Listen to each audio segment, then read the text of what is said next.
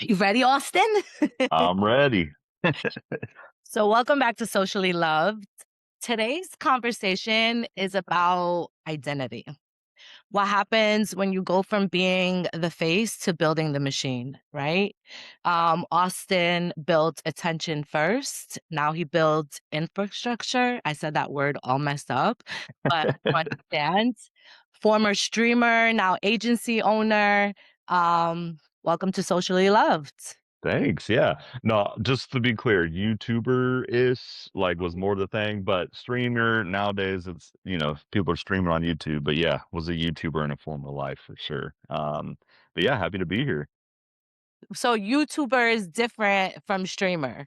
Yeah, I mean, honestly, I feel like the things I was doing on YouTube, like I was filming my daily life. So I was posting like 5 days a week, 15 to 20-minute vlogs each day. Like this is a day in the life. And then now you have streamers on, Twitch like Kai Cenat or I Show Speed. I Show Speed was just in Africa for a month, but the camera was just following him everywhere. So I was doing that. I edited it and it wasn't live, but yeah, it's a lot of similarities for sure. Yeah. Yeah, and definitely a lot of work. When Yeah. you remove the audience, right? When you remove the business, when you remove the performance, who are you really? Oh, I'm just a human that cares deeply about other humans. And I love inspiration and positivity. And when I was doing YouTube, I used that as a way because I realized early on I would watch people on YouTube and I was like, this is fun. Like, this makes me smile. This, it helps me escape for a minute or just feel like I'm connected to someone else. And then when I started creating content, other people would be like, "Oh, you remind me of my brother," or "You remind me of my dad that passed away," or like all these things. So then I'm just making human connection. I'm fostering positivity. So like for me, it was kind of an outlet to do that. But um, yeah, at the end of the day, I just care about humans, and I just love learning about what people care about and what they're into. I love that. That's kind of like, I think, the most important stuff, and it kind of gets lost, especially, in the marketing world and the world that we're from. Sometimes it's more about ROI than it is about just like reaching out and being human and really building that community, that's necessary for that brand to grow. So I love that. Yeah. So who were you like before anyone was watching? Like before, you decided to go on YouTube, before, now agency owner, like who was Austin Null? I was the same person, but just uh, like I was. Well, I mean, growing up. All I cared about, I guess, was just hanging out with friends. I mean, basketball was a huge part of my life. All I cared about is just wanting to play basketball every day from basically like, you know, fifth grade all the way through high school. I played music. I just wanted to hang out and make people laugh. I was always just cutting up, trying to be funny. And yeah, that was like my life. When I look back on it, I was obsessed with basketball, obsessed with music, and just want to make people smile. And I think that's all I did for most of my young, like being a kid. So Um, you said basketball. Did you ever think you would be like playing basketball professionally? you know, So I played in college. I like growing, like I started to play, I got really into it. And then like, getting into junior high and you start to hear like, if you keep working at it, you could go play in college. And so I was like, oh. And so then I ended up playing at a small like NAIA school my freshman year in college. And I mean, it's so much work at that level. But even I'm just very logical too, and I was like, I'm not gonna make money from this. I'm not gonna go to the NBA. Yeah. I'm not gonna I was just like, "This is a lot of work just for kind of a hobby at this point in my life." So yeah, I was very into it and, had enough success for what I was. Um, but I also just realized, yeah, no, this isn't what I wanna do the rest of my life, and, Yeah. And yeah. those strenuous, I think, on the body and the mind, and it takes. Yeah, and just time. At that level, it's just time. Okay, you're at school, you have to go to your classes, but then 2 hours before, 4 hours after, and the weight room, and you gotta eat this way. It's like, "Oh, God, I don't care about any of this." People don't understand just how disciplined you have to be, as an athlete, and it's just like you can't do anything outside of that. So Yeah. it's cool too to be like, it's a hobby, right? It's something that I actually enjoy doing. I like to think I know how to play basketball because I'm such a like, "Oh, there, let's play some one-on-one." oh, let's say one exactly. So, what made you pivot, right? You pivot from being the talent to building an agency, right? We spoke a little bit before and you shared like some of the work that you've done. Was it more of like burnout versus, ambition, or did you just always want like ownership in that form? So I'm going to answer this in a slightly long-winded way because I think the context matters. So I'll give you a little bit of background of why I even started making YouTube. So, like I said, I was always just goofy, loved seeing people smile and making people smile, all that. That led to YouTube, started making that. And then I started making YouTube videos just for fun, like, you know, 2007, 8, 9, but was never consistent. And then in 2010, I launched a channel officially, and then that kinda launched it. So, when I started in 2010, though, I knew people were making money on YouTube. So I was like, "This is so fun. I can be creative, but I know people are making good money doing this." But back then, that was, like, before the FTC would even, people would be sponsored and pretend to not be sponsored because it was looked at as selling out. Like, it was a different time. But I knew that you could make money. That was my goal. I wanna quit my job one day. Without all the details, I did quit my job. I went and worked at a YouTube agency in LA, moved out there, worked there for a year, and then quit because I was making more money than they were paying me doing Right. YouTube. So I did that. I accomplished my goal, continued to grow, was never huge. I mean, I had like 400,000 subscribers, I think, That's at the peak. huge. Well, I yeah, I mean, think I have like 130 subscribers, and it took a while to get well, 100. yeah, and I mean, that's the thing too. I did it for 2 years straight, really Right, right. consistently, Yeah, and after 2 years, I had 4,000 subscribers, and then year 2 to 3 went from and it 4,000 to just for like 100,000. yeah, it's So, true. but I say that to say, that was my goal. I was like, "This is the ultimate thing in my life. I could be creative while making really good money and inspire people." And I did all that, and it was also the most unhappy I've ever been in my life when I was, like, reaching my goals. So, a Why do big you part of think it. that? Well, I don't wanna get too into it all. I'm divorced. I started out making videos. We had just got married. It was just fun vlogs, just it was mainly me. Then we had kids, and then by default, we kinda became family vloggers, Yeah. and Aw. yeah, so that Oh, was I would sorry. never. Yeah, like, the whole idea of, like, living your life for a paycheck, and it's like, "Okay, well, everyone loves the family, but what can we do to make sure we get more views and then make more money?" And it's just like, after a while, it's like, Or "What a." just any Yeah, kids, just you and her.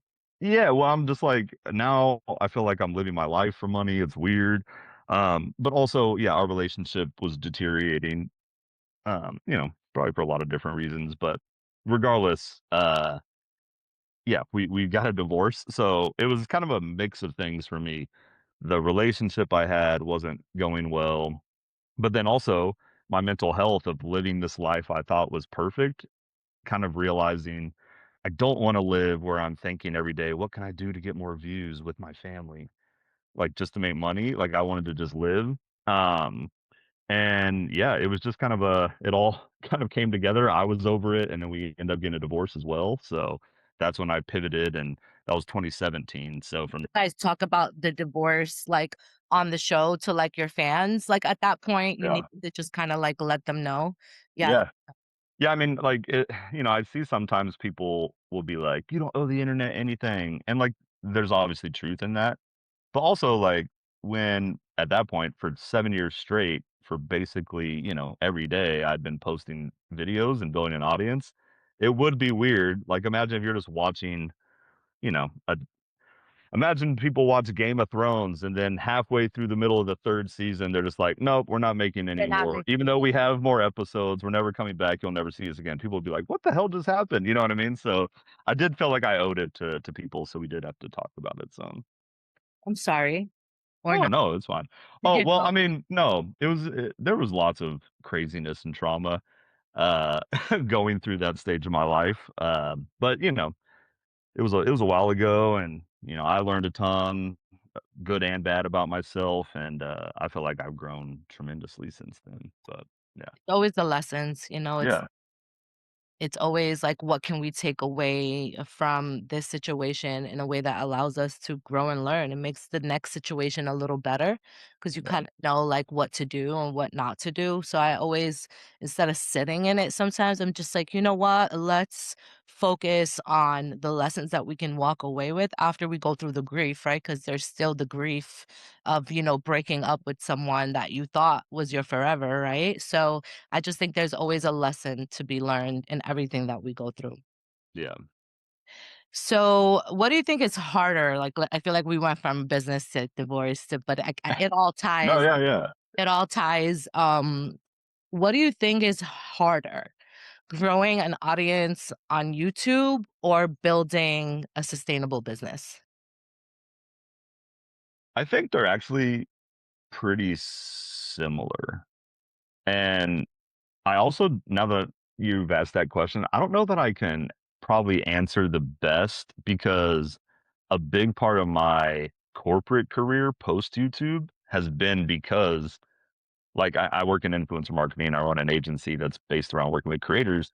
I already lived a whole successful life as that. And so a Yeah, big part of me making that jump was coming in and saying, hey, I understand this world. Brands now at these ad agencies or wherever, they want to come be part of that world.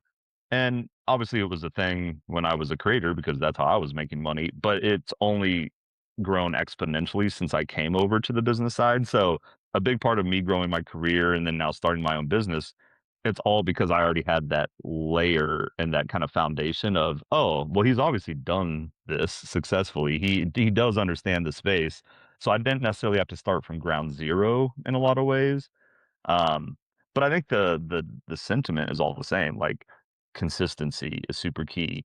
Being creative, and how you put your work out there, but also how you connect with people.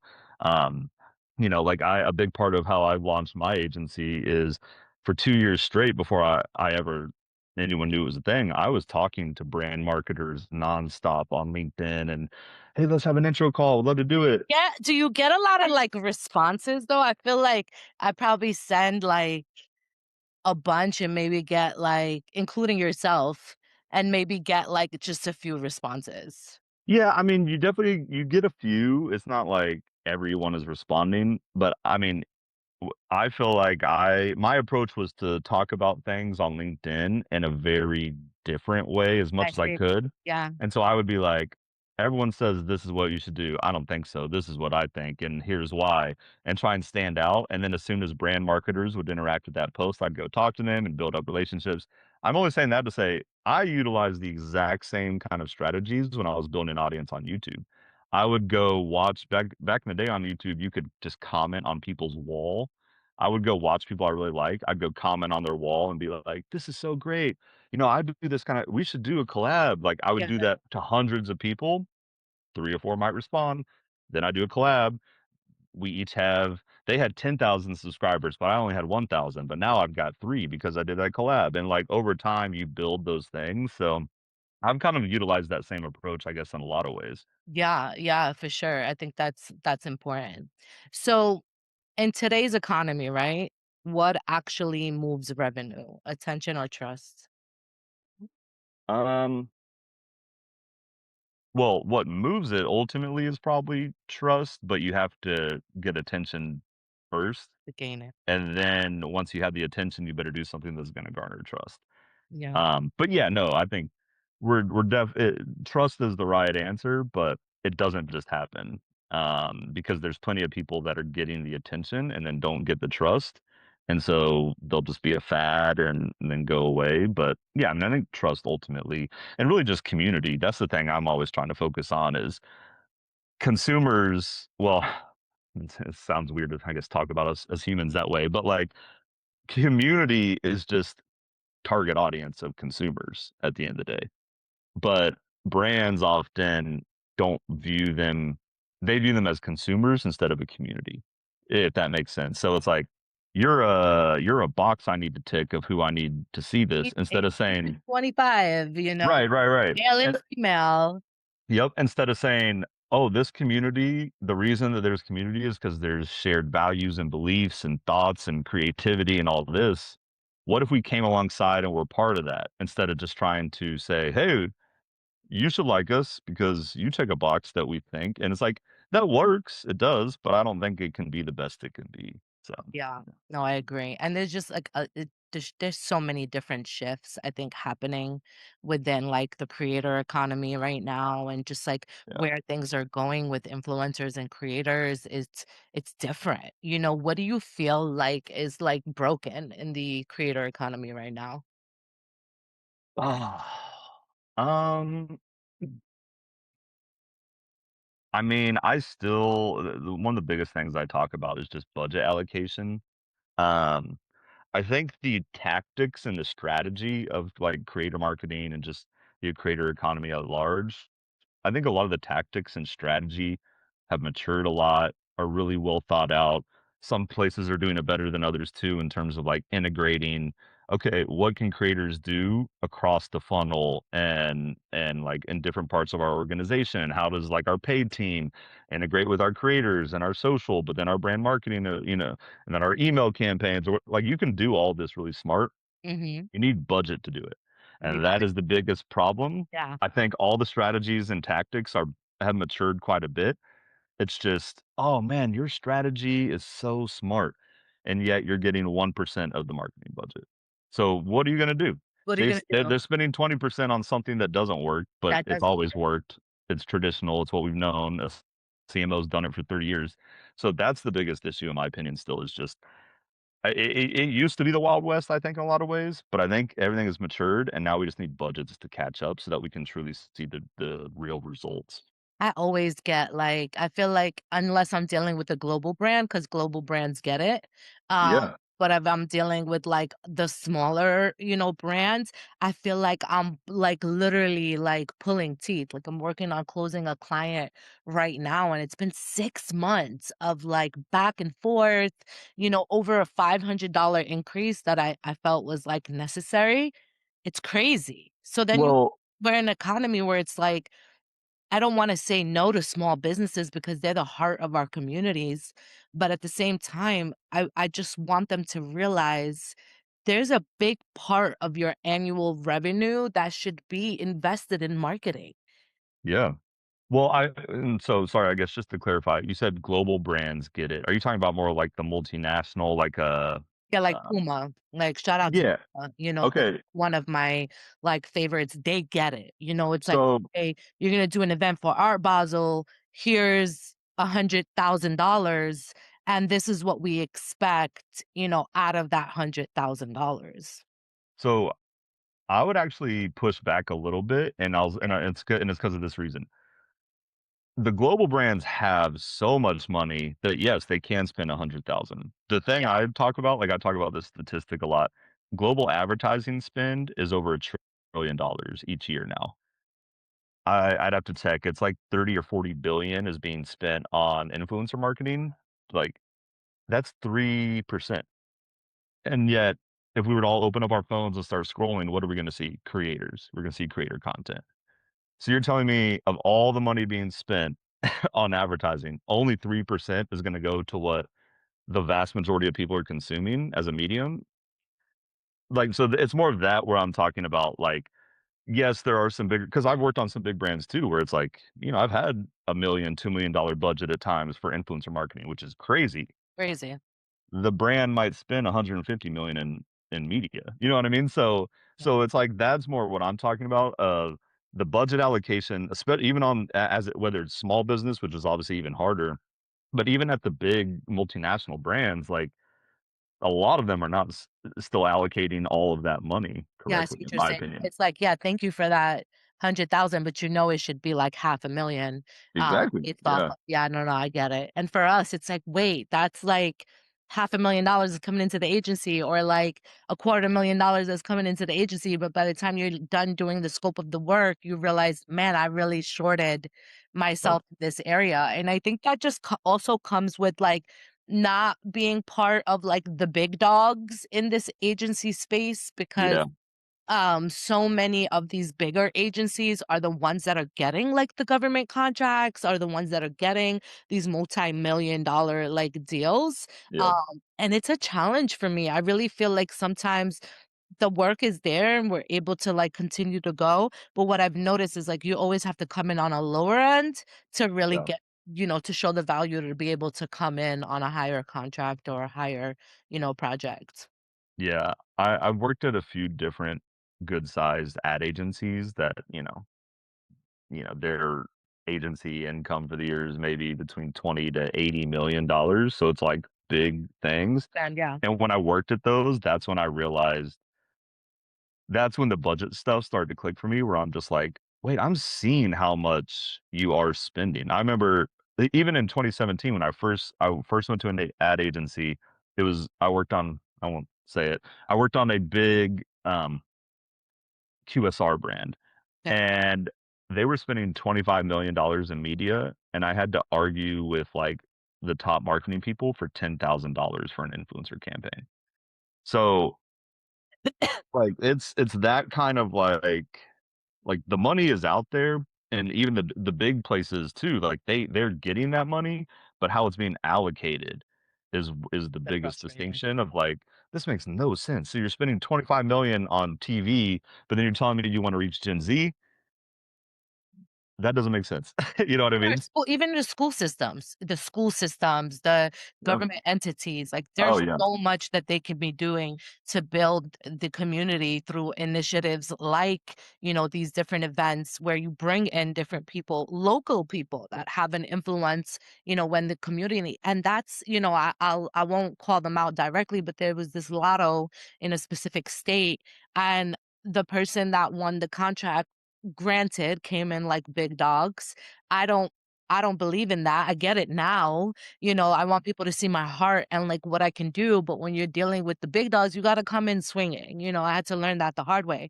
But one of the things that is lacking, like you said, is that community touch, those creators, the influencers, the community events, and they're spending again millions of dollars on ad spend, but you're clearly not growing the community that you're serving, especially selling lotto. Yeah.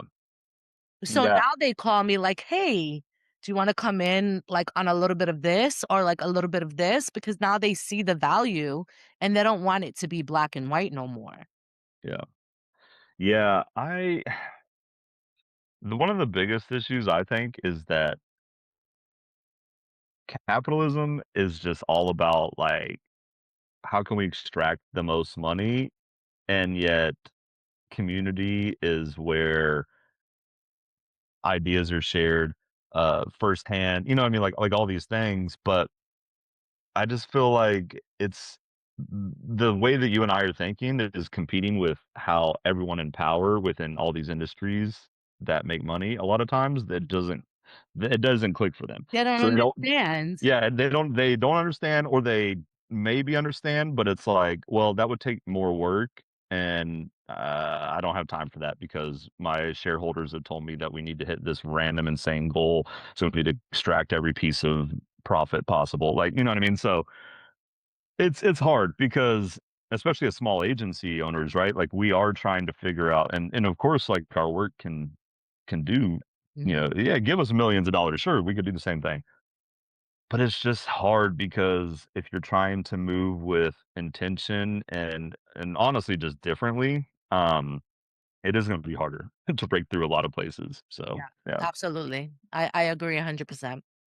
So what's one thing like young founders are doing that looks productive, but it's actually a distraction? Oh, man. Oh, looks productive, but is um, I'm not totally sure. I mean, I think so I don't wanna, because some people would say I do this too, but, like, the whole idea of, like, building in public or I'm a founder that builds in public, and it's like every single post anywhere is just, I'm a "I founder. did this, and I did this, and I did that, and I did this." Um, I wanna say this because I know people that maybe might fit into this space that I don't consider this way, but Yeah. I've also seen other people that do. It's a fine line sometimes of 1, sometimes it's just straight up bullshit, it's not real, or 2, it's almost like it almost it almost looks like you're not professional, if that makes sense. Yeah, because I Like you operate more from ego than from yeah, it's like, "Look what I got. Look at yeah. the person I was in a room with," and I think they look at that and honestly, I used to be like that. It's like, I took a picture with Khloe Kardashian, like, "Oh my god," like, Yeah. I have a picture with Nipsey Hussle, like, I've been in the same room with this person and this person and this person, and then I'm like, "Who gives a fuck?" Like, I think like I think ego is a good word, how yeah. you said that, because that's really what it is, like, I've even posted about, like, "Oh, I'm doing this with my agency," but I'm usually always trying to focus it back to, like, No, "This is you do a us. really good This is way. us as marketer," right? Yeah. Or and then there's even just other people I've seen where maybe it's more about, like, they're sharing genuinely helpful tips. So it's like, "This is what I'm building in public, and this is what I had to go through." It's like, "Actually, that is a I didn't even know that. That's good to know." Right. Right. Ego is where it usually goes because after a while, sometimes certain people, it's just like, "Are you just telling us" like, you just wanna talk about yourself a lot, you know what I mean? And it's like it's kind of, like, getting weird, and, like, you may even do good work, but, like, this is weird, you know what I mean? So, No, yeah, I used to think, like, being the loudest in the room meant, like, all eyes on me, and yeah, I used to, like, always operate from that space of ego, like, especially I'm 47 now, so I'm a lot older, but I've learned so much from operating like that to where I am right now. Because you will get nowhere. You will literally be so distracted yep. because I think people are like, "Okay, I wanna start a business," right? Man, I've been doing this 20 years, 20 years. And people don't understand. They see you like at this event, speaking at this stage, working with this brand, doing this. And I'm like, do you even understand what that takes to just really get there and be in those rooms? You know, n thinking about it, now that you're talking about it, I think some of that too is interesting because we live in such a and it's funny, we're talking about, like, working with creators and influencer marketing and all that kinda stuff, like, that has and I think, last I saw, it's usually, like, 25 to 30% of kids, their number 1 choice of what they wanna be when they grow up is, like, a YouTuber, an influencer, or whatever. That correlates to many adults, and many adults have very successful corporate lives, and then they're like, "Ah, it's not fulfilling for me. I need to be seen. I need to be known as" you know what I mean? And I think that kind of switches and I'm only saying that too because you having me talk earlier about, like, "Well, what was the switch? What made you Yeah. switch from influencer to now agency founder?" And it's like I already did that other part first, and I realized how unfulfilling so much of that is, and so now when I'm working on stuff, I'm pretty heads down, but I feel like a lot of maybe founders might do really great work, and then they're like, "Ah, it's not enough. I need I this." need to do it better. Or I need to be seen. I need to be Yeah. known as a founder, and I need to be known as a, whatever, and I think that I feel like that's part of it with a lot of the people that maybe kinda lose their way a little bit with some of it. I don't want to be known as a founder. Like, just call me like the business development manager or like you can call me whatever you wanna call me, but I think when people think founder, they think freedom, and it's really not, because now you're in charge of delegating, you're in charge I deal Yeah, with a lot of independent contractors, I'm not to the point where I have a bunch of W-2 employees, and yeah. it's a Same. lot to manage. Yeah, It's like, I can't just be the creator in this space, I have to be everything. This is my company.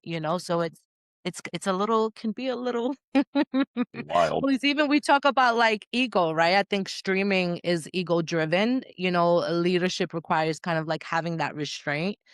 Yeah. Would you say now, like, because it's like, you think of Kai, you think of the speed guy, you think of all these people, do you feel like it's more ego driven today?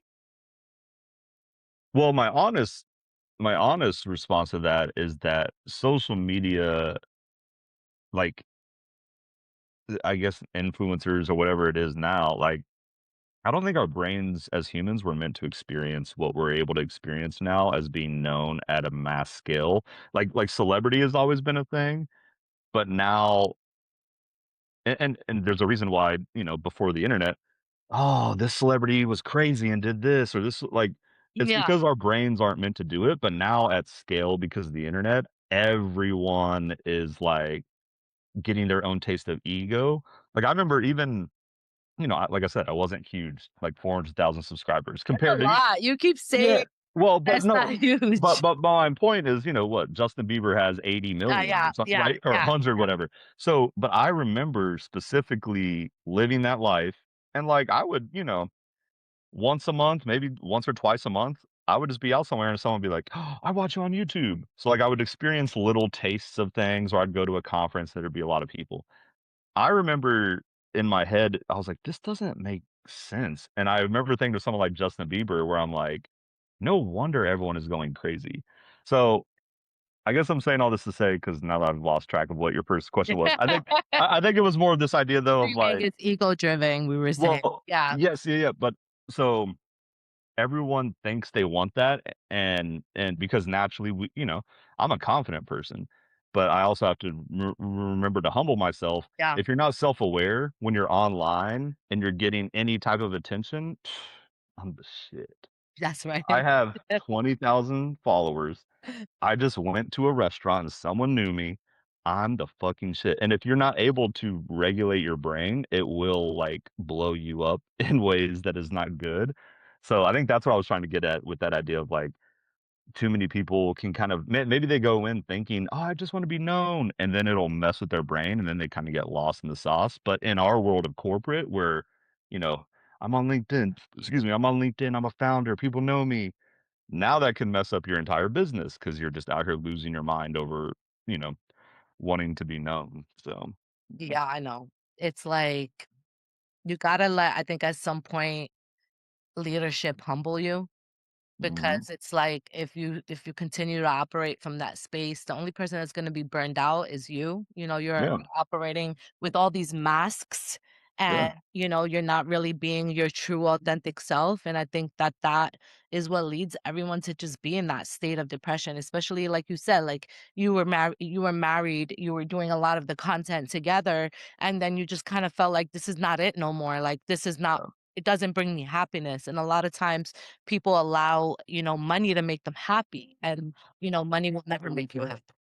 ever. No, you said humility, or I think you said let it humble you, but or let leadership can humble you. I think you said, Yeah, but leadership. yeah, yeah, and I would just say the best leaders are going to be the ones that are humble and have humility to begin with, right? Because a lot of times I think people might just get in this mind of like, I'm a leader, I need to do this, My and then grandson is, like, blowing up my phone. Give me one oh, second. really?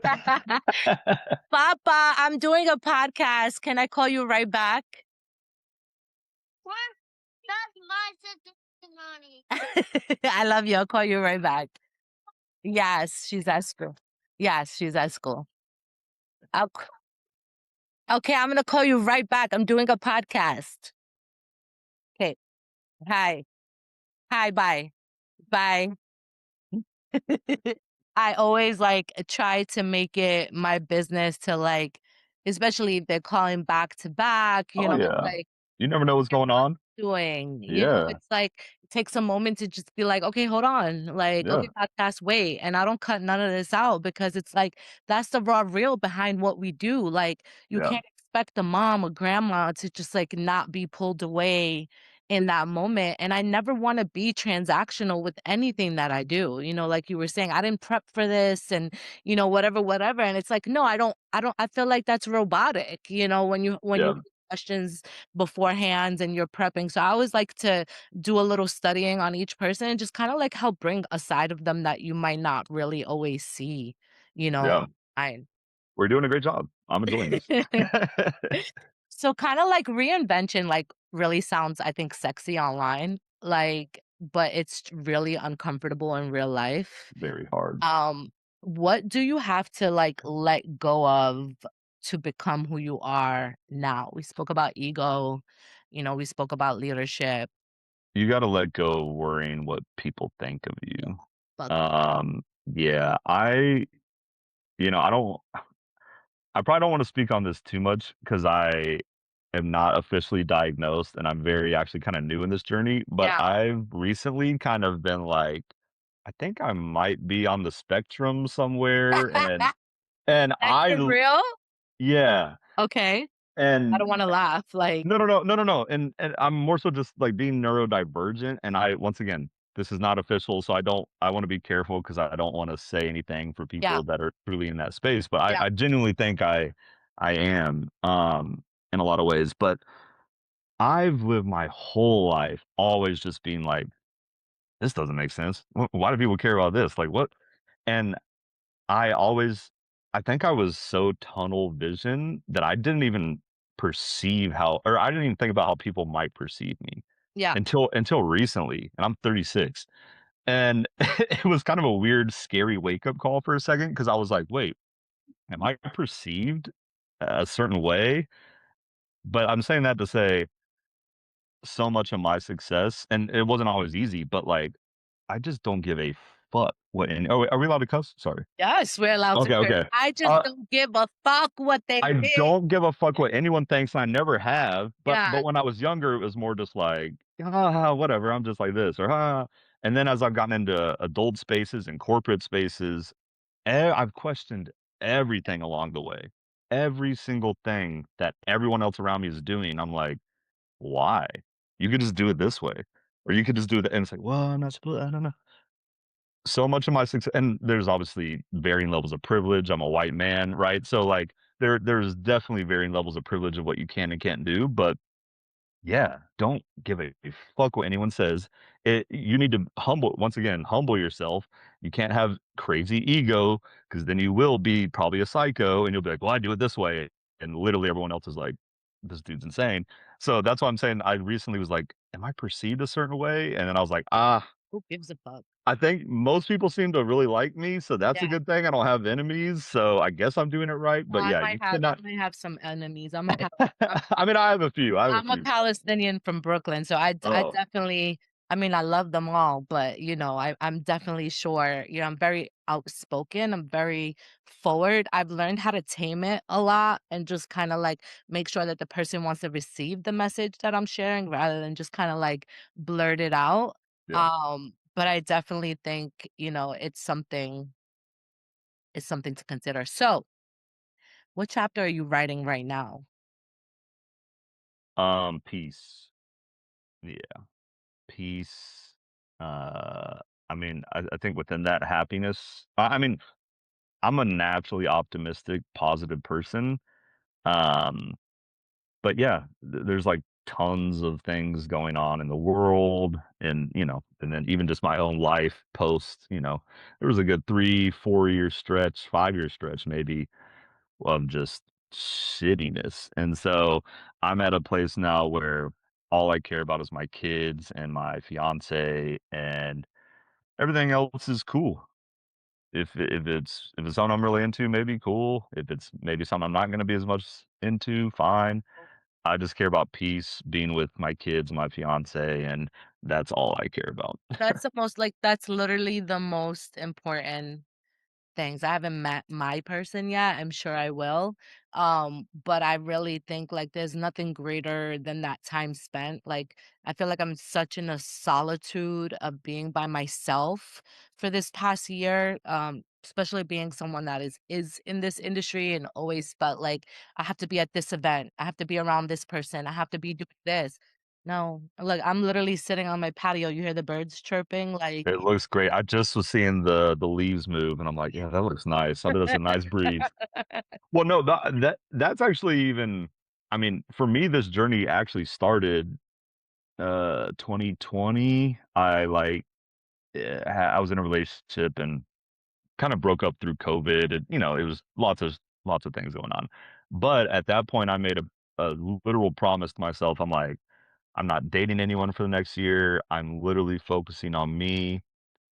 And it was 2 years later that I met my now fiance, but for those 2 years, that was the start of the journey that I'm on now, where I'm at, because yeah, peace. I just was prioritizing myself and obviously my kids too, but yeah, that was the journey of where I'm at now, and I can't wait for whatever's next. Like, I'm just in a zone where it's like nothing else matters, and yeah. I've learned a lot, like I said, I'm 47, but I feel like I really didn't start living my life until I hit my 40s. So I feel like sometimes like, okay, you're 47. Like I'm the type of person that like I have a truck and in my truck is like a built-in, system.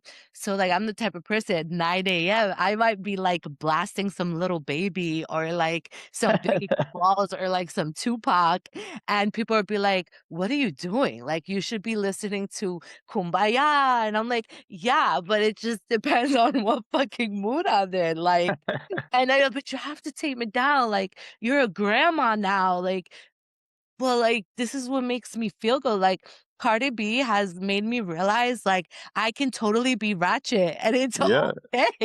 Cardi's great. I love I fucking Glorilla. love her. Oh, yes, I fucking love them because they allow you to kinda see, like, yeah, I come from the hood and I come from the streets and I've been surrounded by, Black and Latin culture, and yeah, you put me in a boardroom, I'm definitely gonna, escalate and show you an educated version of who I am, but fuck that, I could be really ratchet. Yeah, but also all that shit was, structures and systems made by white men, so fuck it, like, Fuck "Oh, it. this is how you're supposed to be in corporate." No, you're not. That's how those white dudes told you you're supposed to be. Like, who says you can't turn on Cardi B after y'all just won a big pitch, like, Who and says you start can't twerking or twerk? whatever. Yeah, Yeah, like, exactly. Hey, no, he's not. Yeah. Okay, rapid fire. Visibility or ownership? Ownership, Influence or equity? equity. Talent or discipline? Um, Sorry, maybe I'm overthinking the words. When you say talent, like, I guess alright, Your I don't know. talent or your discipline? I'm gonna say talent. Okay, I would say discipline because, like, I feel like you have to be disciplined in your okay, that this is about you, not me. Short-term wins or long-term positioning? Long-term positioning, yeah. Ego or evolution? I kinda know the answer. Evolution, yeah. One move entrepreneurs should be making right now. Ugh. It's gonna sound really dumb because of a lot of things I've said, but you probably should put yourself out there more. Uh, like, but in a smart, Calculated calculated way. way. Yes, yes, yes. Not just, "Oh, I'm making content." Like, don't just make content. Get out there creatively and be seen, but creatively and with purpose. And even as a business owner, right? Like you have all these conferences, you have all of these different things that you feel like you need to be at. And I found myself spending so much money being in these places that I didn't need to be in. I just thought and assumed, being in these rooms. And I didn't do the research necessary to really like, calculate that I need to be in that room or not. Yeah. So what's one mistake they need to stop making?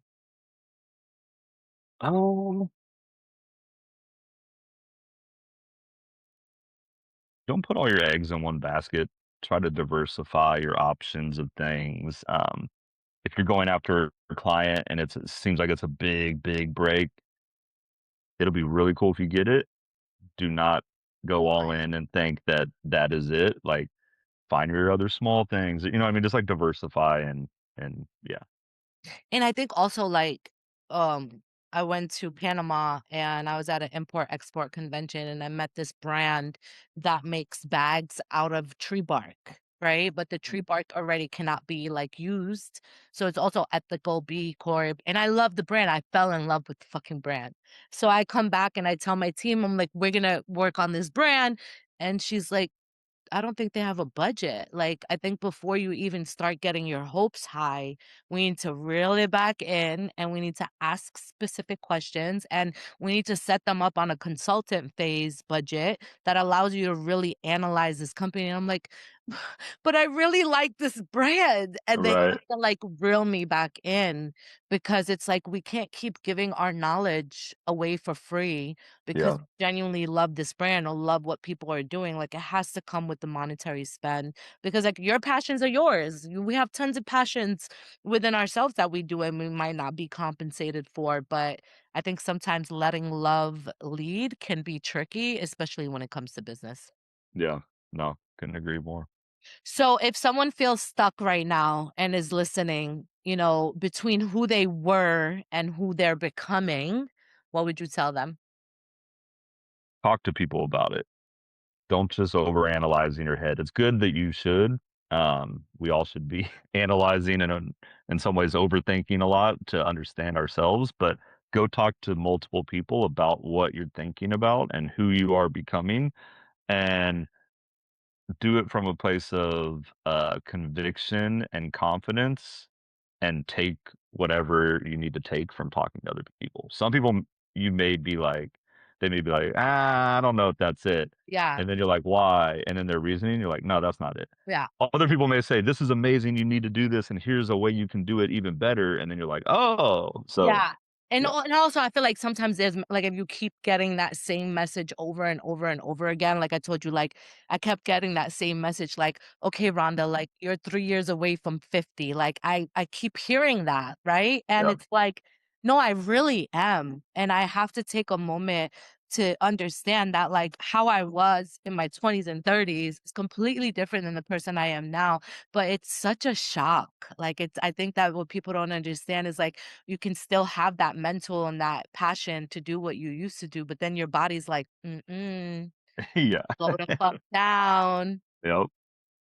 So, what other advice would you give someone that is either looking to start their career as a content creator, looking to start their journey in entrepreneurship, or just really broken right now and trying to kind of figure out where they should go and what they should do? Yeah, I'm very probably cliche when it comes to a lot of this. Like, quite literally nothing in life matters more than doing what you truly like doing something you truly care about. So even if it's like, I want to make content. Okay. Don't just say, oh, food content seems to be really good. I'm going to just make food content. If you don't care about it, why would you do that? Maybe you have some niche like gardening thing or something. You're like, no one cares about that. Yeah, they do. They do. Maybe it's not 40 million people, but maybe it's 500,000, and that's cool too. Like, don't base everything on money or future planning. Like, obviously, you should try and, generally plan, but, like, do what you care about because nothing else matters. You'll go make a bunch of money and then hate yourself for it, doing it the wrong way.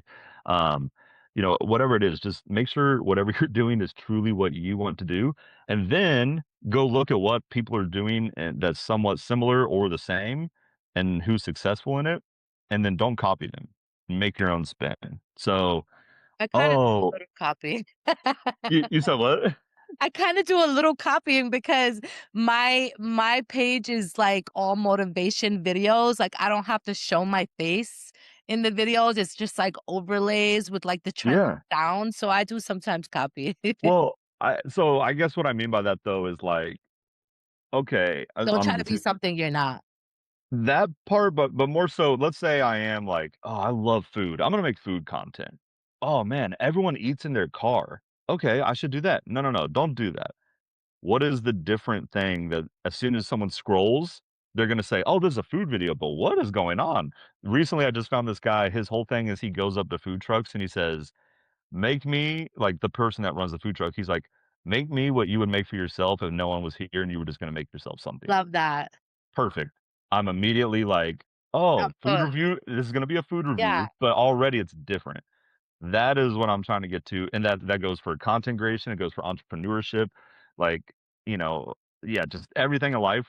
Look at what's working, but then put your own spin on it. Yeah, and listen to other people, like, and, Yeah, as an agency, I've learned, like, okay, I need specific, like, software solutions or, specific things that give me value within the government sector, but, like, I wouldn't have learned that if someone didn't kinda, like, share it with me and coach it, and I think it's really important to humble yourself and listen, and again, most of the time, it might not be the answers that you need, and you'll know, but a lot of time your lessons will come from someone else.